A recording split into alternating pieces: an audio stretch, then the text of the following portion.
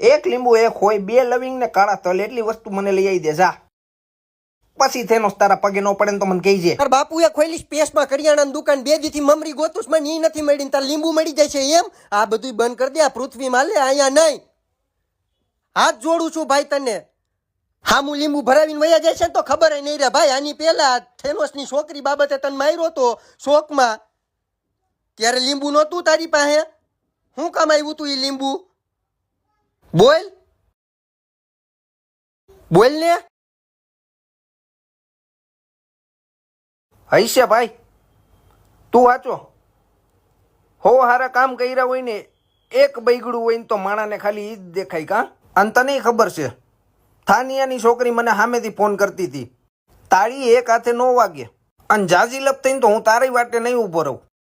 સારું તઈ મુઠ્ઠી વારીને ભાગ જેવો વેચીને થાવ.